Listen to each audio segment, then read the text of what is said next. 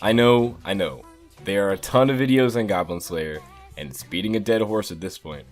But, while a lot of people are focusing on the edginess of it with all the clickbait titles, I want to take a step back and give my take on why I think Goblin Slayer is a breath of fresh air in the dark fantasy and fantasy genre in general. The first thing any seasonal anime fan will think of when they hear the name Goblin Slayer is the overly explicit and gruesome first episode. And that's putting it in some nice terms.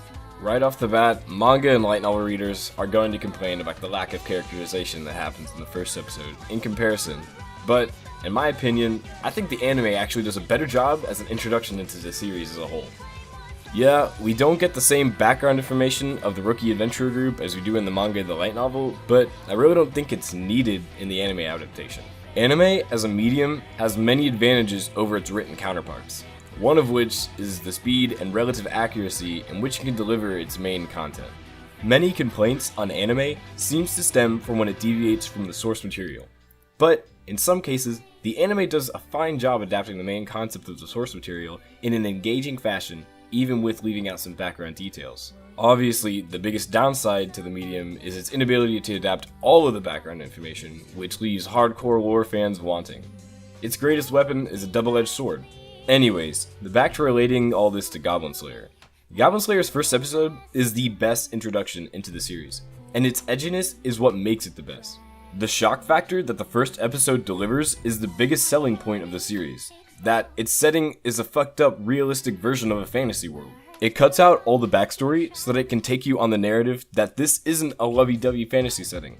The world and its monsters are fucked up beings and the world sucks. It is this initial shock value that hooked the people interested in this kind of dark story and pushed away the people that aren't going to be handled the content it wants to deliver.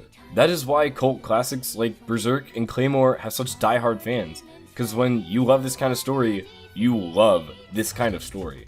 Now, the first episode is good and all, and definitely a great way to start this kind of series, but immediately after, it takes on a more slice of life kind of feel for a few episodes. It still occasionally reminds you that this is a dark fantasy setting, but it starts to shift into more characterization-focused storytelling, and not necessarily characterization of our main protagonist, but of the people that surround him. Goblin Slayer himself is a relatively stagnant protagonist. We are reminded of that constantly, but it is his effect on others that takes the main focus. We can see his way of life slowly start to normalize in the eyes of the young priestess as well as the ranger, realizing the horrors that goblins really are.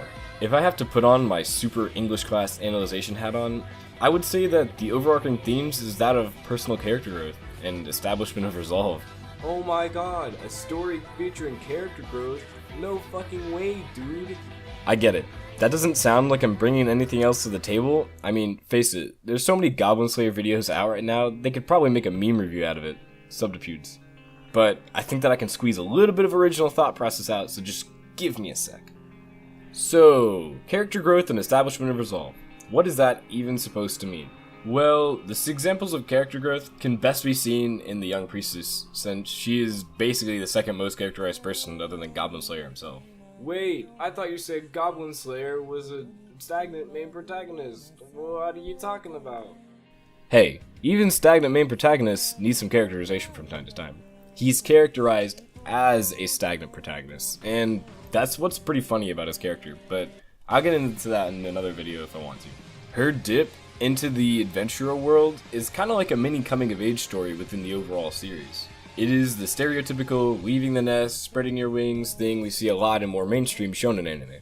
Her fights against the goblins show her overall physical growth as a magic user as she levels up, while she interacts with Goblin Slayer, symbolizing her mental growth as she shows the determination to break the hard shell that encompasses his past.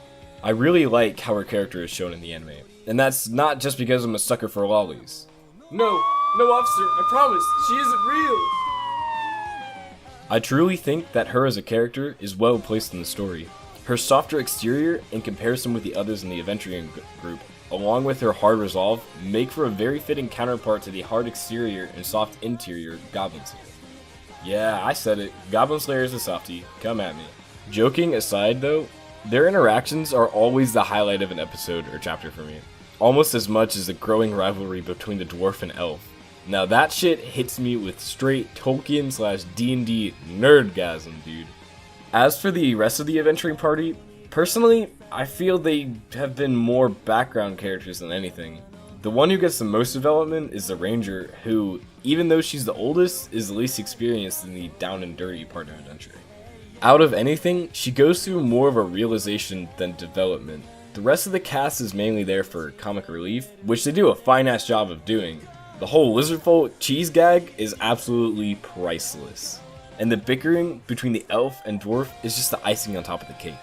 Now, as of this video, I haven't caught up with the manga or light novel, so forgive me if that last assessment is not completely accurate. Anyways, this is getting to be one of my longer scripts, so I'm going to wrap things up. In case my analysis above was confusing and you're still sticking around this long, the character development between Goblin Slayer and the Priestess is the best part of this series, with the background comedy and slaying of goblins being a means to convey that growth. As in every ending sequence of every YouTube video, Detroit, smash that like button and maybe tickle that subscribe one too, and you can ring the bell if you want to. No one is forcing you. I'll see you in the next video.